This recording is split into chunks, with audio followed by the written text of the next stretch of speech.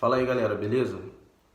Eu sei que você veio aqui nesse vídeo muito interessado a respeito do tema do vídeo, né, conforme foi falado aí.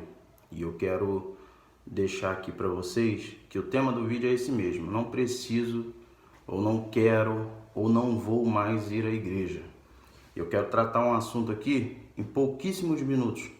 Na verdade é só um pensamento, é bem rápido, vai ser sucinto, para não te cansar e para que você possa vir aqui mais vezes para compartilhar de alguns pensamentos, tá bom? Esse tema aí do título do vídeo, né? Eu não quero mais ir à igreja, eu não vou mais à igreja, ou eu não preciso mais ir à igreja. Eu deixei ele aí para chamar a tua atenção a respeito de um grande perigo que tem percorrido aí nosso período, nosso tempo, esse momento que nós estamos vivendo. Nós estamos dentro de um período que a gente sabe que se intitula como período de pandemia, né? É um período difícil, a gente está enfrentando isolamento social, embora o Brasil seja um dos países que menos pratica o isolamento social definitivo, nós ainda saímos, nós ainda vamos aos nossos compromissos.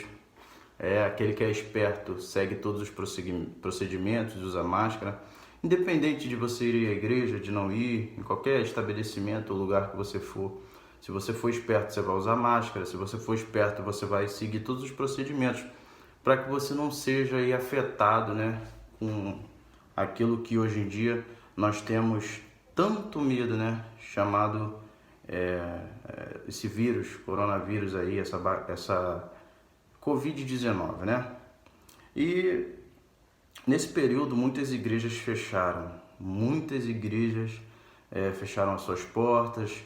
Por lei, em alguns lugares do Brasil foi impedido de haver uma reunião com aglomeração de pessoas. A primeira lei que saiu, se não me engano, lei não, né? Um cumprimento que nós tínhamos o dever de aceitar a respeito da redução das pessoas no culto, né? Cerca de só 25% de um todo podia comparecer nas nossas reuniões, né? Houve um período que nem isso. Então os cultos online eles tiveram uma alta muito grande. E dentro desse período, quem é crente, irmão, quem é servo de Deus, quem tem amor por estar na igreja, por participar de um culto, quem gosta disso, quem espera o dia do culto chegar para estar dentro da igreja, esse tipo de gente sofreu muito. A gente sofreu... Perdão, eu não vou editar o vídeo não, vai sair assim. A gente sofreu porque a gente gostava de estar no culto, né? Eu propriamente como pastor, né, como pregador, não sou pastor de igreja, mas ajudo meu pastor presidente, como outros pastores auxiliares lá. E a gente que prega gosta de ver um número de pessoas na igreja. Quem louva também gosta, né? O próprio pastor presidente acredita que a alegria do pastor é ver a igreja cheia de gente, cheia de Deus também. E nesse período foi impossível, não podia, né? Agora que está normalizando, voltando ao normal. Porém, existe um grupo de pessoas que eles tiraram proveito desta situação para fazer aquilo que sempre quiseram, se afastar da igreja. E eu não estou falando, irmão, de alguém que ficou fraco, de alguém que caiu, que está com vergonha de voltar ao templo e conversar com o pastor. Eu não estou falando de alguém que ficou triste com alguma coisa. Eu não estou falando de alguém que se deparou com uma situação que não conseguiu resistir aos desejos da sua própria carne, ou que já vinha fraco na fé, se esfriou. Eu estou falando de gente, irmãos, que ainda se considera servo de Deus, porém faz agora nesse período, onde já se pode retornar aos templos, um subterfúgio, um escape para cumprir uma coisa que sempre quis fazer. O quê? Não ir à igreja, não congregar em uma igreja, não frequentar um templo e não estar submisso a uma voz de autoridade dentro da igreja. Existem pessoas dentro da igreja, principalmente nesse período que nós vivemos, que eles se sentem na sua liberdade de seguirem a sua vida, mesmo dizendo que são crentes, mesmo dizendo que são evangélicas, sem prestar satisfação primeiro a Deus, sem cumprir a sua palavra e sem se subjugar a uma liderança. É importante você atentar a esses 3 fatores. Você jamais vai servir a Deus com integridade se não amar a Deus acima de todas as coisas. Jamais vai seguir a Deus com integridade se não respeitar a sua palavra. Jamais vai seguir a Deus com integridade se você não se submeter à sua liderança. Existem coisas que só Deus pode fazer. Existem coisas que só a palavra de Deus pode fazer. E existem coisas para acontecer que só acontece quando você está debaixo de uma liderança. E surgiu um grupo aí que já existia e agora eles querem ter base, respaldo e até ludibriar alguns inocentes com versículos bíblicos para poder tentar enganar as pessoas. A quê? A ideia de que não é necessário congregar para ir para o céu, que não é necessário congregar, estar na igreja, ir ao culto, obedecer a um pastor para poder herdar o reino de Deus. E eu quero hoje, irmão, em nome de Jesus, jogar essa calúnia por terra e te dizer que você precisa sim de um pastor, que você precisa sim de alguém acima de você. Deixa eu te falar uma coisa, existem frases impactantes para uma mente fraca que os desigrejados falam. Os desigrejados têm frases que são impactantes a mentes fracas, que começam a fazer as mentes fracas pensar. Primeiro, todo desigrejado, aquele que não tem igreja, que não quer ir à igreja, que não quer se submeter à igreja, todo esse, ele não tem argumentos fortes. Então ele pega argumentos fracos e sabe o que ele faz com esses argumentos fracos? Ele enfeita com algum versículo bíblico isolado para dizer que ele não precisa de igreja, que ele não precisa congregar e que ele não precisa estar dentro de um templo. Aqui embaixo eu vou deixar vários versículos bíblicos que indicam que você precisa estar debaixo das mãos de Deus, que você precisa estar debaixo da palavra de Deus e que você precisa estar debaixo de uma liderança pastoral. Foi Jesus mesmo quem diz: eu vos darei pastores segundo o meu coração. Então você precisa entender, irmão, que foi Jesus quem instituiu os pastores. Foi Jesus quem disse que a casa deles seria chamada casa de oração. Mas os desigrejados, eles não consideram isso. Os desigrejados, eles consideram que eles não precisam ir à igreja, porque uma das primeiras frases que eles sempre usam: a igreja somos nós. De fato, a igreja, organismo espiritual dentro de um corpo físico, somos nós, a igreja do arrebatamento, a igreja que vai ouvir o som da trombeta tocar, somos nós sim. Porém, há uma necessidade de congregarmos juntos em um lugar específico, porque este lugar específico, na amontoação dos santos, há também a manifestação de Deus. Os desigrejados, eles querem dizer que eles não precisam de igreja, justificando que a igreja são eles. Você está entendendo ou não? Então, o que eles querem fazer? Eles querem ficar nas suas casas. Eles querem ficar dentro dos seus locais, no conforto dos seus lares, e eles sempre vão estar ali lendo uma palavra, né? Quando lê, porque o desigrejado, na verdade, todo desigrejado ele é meio hipócrita. E ele acha que ele fala com Deus e Deus fala com ele ali na palavra sozinho, ele mesmo canta, ele mesmo louva, e ele vê-se na necessidade, não, ou na falta de necessidade de ir ao templo, porque ele diz que a igreja é ele. E ele pega o versículo que diz que Deus não habita em templo feito por mãos. E ele diz: Deus habita em mim e não na igreja.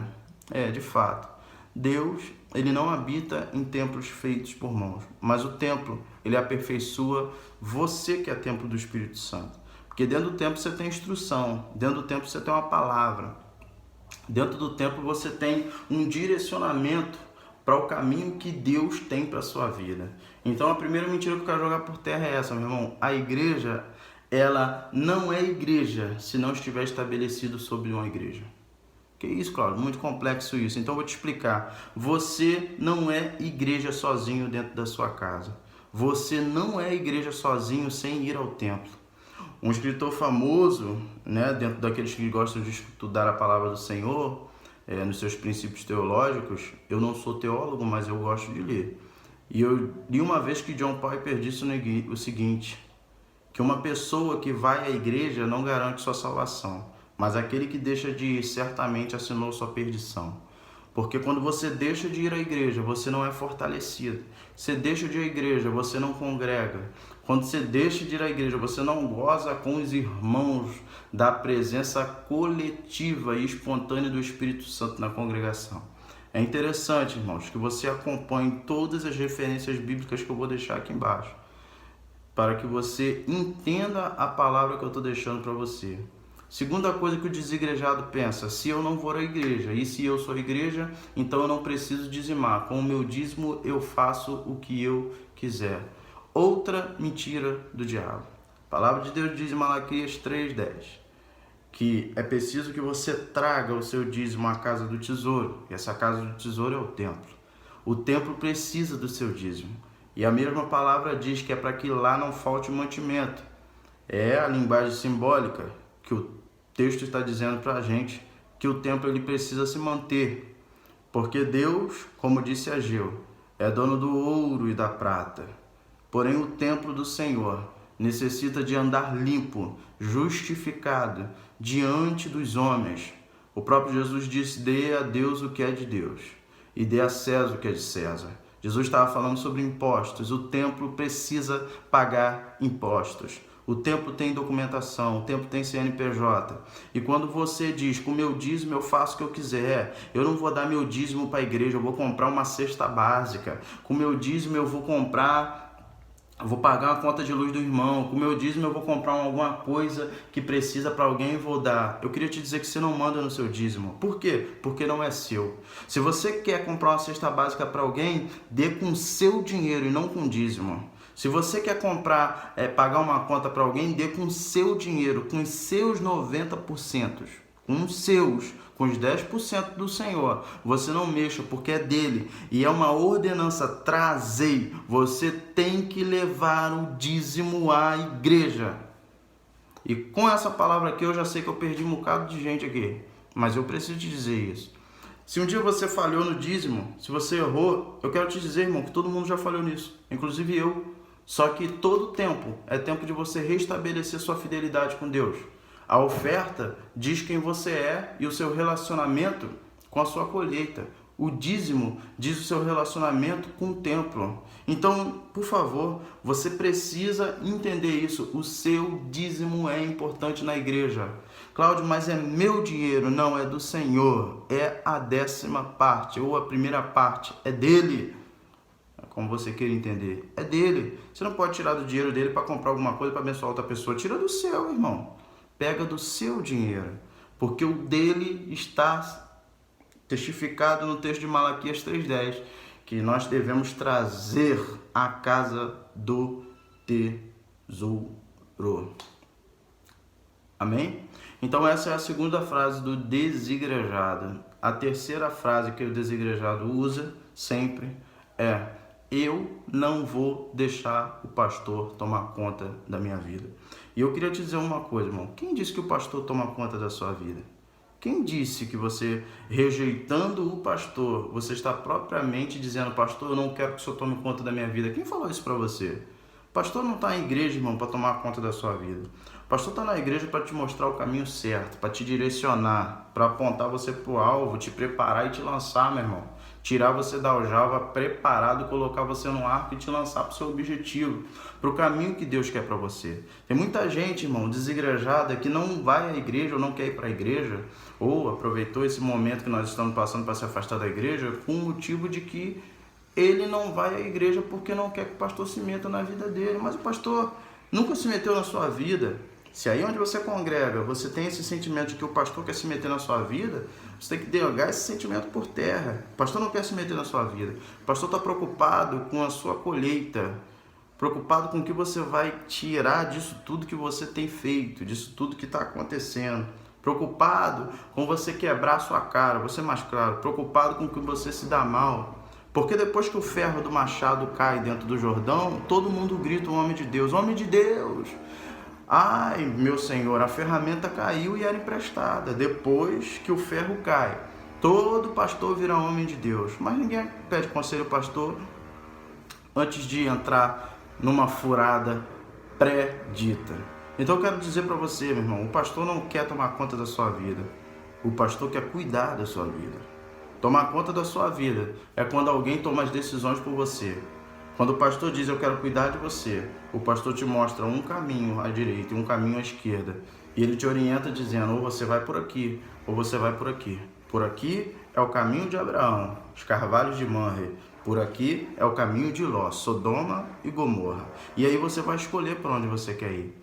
É interessante que existem coisas que só vão desatar na nossa vida pela boca de um pastor, pela boca de um líder, de um bispo, de um apóstolo, pela boca de alguém que dirige aí a sua congregação, pela boca de alguém que é responsável pela sua vida espiritual. Tem coisa que só vai desatar quando ele falar. A Bíblia diz que os discípulos tentaram expulsar um demônio de um jovem lunático. E o pai do endemoniado foi até Jesus reclamar, dizendo, Senhor, os teus discípulos tentaram, mas eles não conseguiram expulsar esse demônio. Sabe o que Jesus disse? Jesus expulsou o demônio. Quando o endemoniado, agora liberto, e o pai foram embora, os discípulos foram até Jesus e perguntaram, Senhor, por que nós não conseguimos expulsar esse demônio?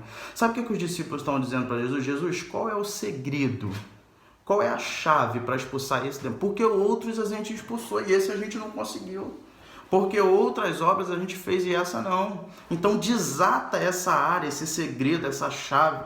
Desata esse negócio na nossa vida. Aí Jesus desata com uma palavra. Ó, essa casta aqui não sai senão com jejum. Completou aí, né? Jejum e oração. Por que Jesus está dizendo isso? Jesus está mostrando para os discípulos que existem áreas da vida deles que só vão desatar, fluir, desenvolver quando a palavra for liberada da boca de líder. Um discípulo não podia perguntar ao outro, por que você acha que a gente não expulsou? E você, por que você acha? Me fala aí, por que a gente não expulsou? Porque eles não sabiam. Eles são discípulos. E os discípulos, eles se dirigem e competem a um mestre. Então eles foram até o mestre e chegando até o mestre perguntaram. E aí o mestre liberou. Jejum e oração. Há segredos para desatar áreas na sua vida. Que só um líder, que só um pastor, que só um apóstolo, que só o líder da tua congregação é capaz de liberar para sua vida. O pastor da sua igreja não quer tomar conta da sua vida.